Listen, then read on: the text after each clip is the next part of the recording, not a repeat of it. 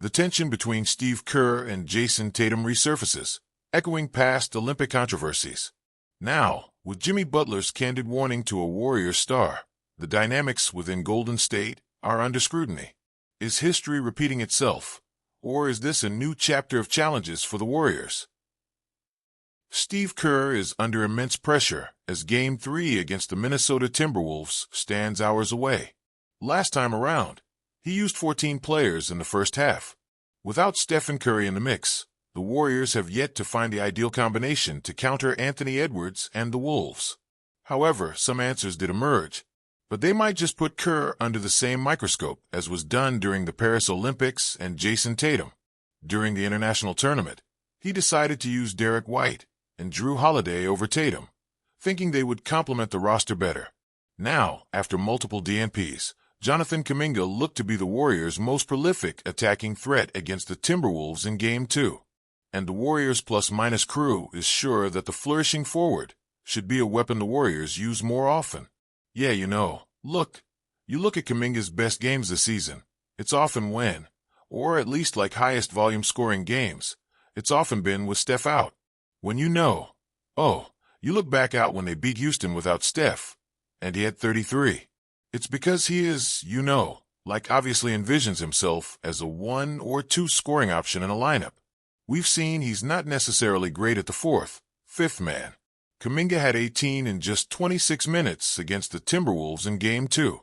While it wasn't enough, it did give Steve Kerr a huge clue.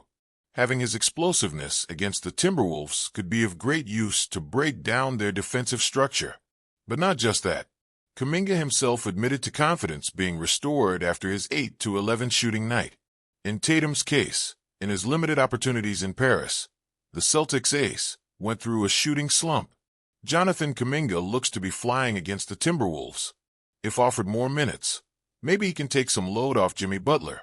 The star forward isn't at full health either, still feeling the effects of his hip injury. Slater and his group also feel Kerr is over Moses Moody and Quentin Post in the series. That opens up at least one rotation spot to slot in Kuminga.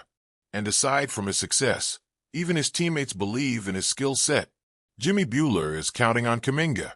In his performance against the Timberwolves, Kuminga had a number of impressive highlights. One in particular, though, was his nasty dunk against Rudy Gobert.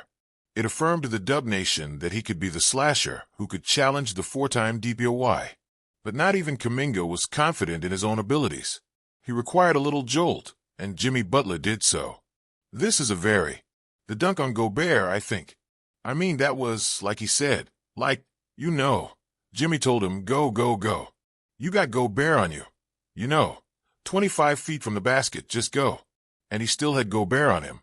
So he kind of had to shove him under the basket, then lean back and dunk it on the front side. But he does stuff. The Warriors plus-minus crew informed.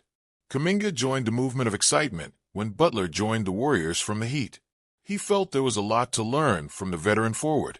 Similarly, Butler trusts in his teammate, expecting him to live up to his potential. His way of pushing Kuminga was one of the ways to significant impact he could have during this series.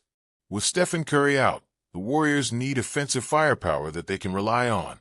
At this moment, Jimmy Butler isn't at his best due to the hip injury. Kuminga looked to be one of the few Warriors players who were comfortable against the Timberwolves. He and Tracy Jackson-Davis will likely be Kerr's choices going forward in this series. However, one good game doesn't guarantee consistency. That's been a challenge for Kuminga through his young career. Right now, the Warriors are after a reliable scoring option. Kerr will hope Kuminga can step up to the plate and deliver. At least until Curry returns, the Warriors need to work in community to cope with his absence. With that in mind, do you think Jonathan Kuminga is the answer? Let us know your views in the comments below.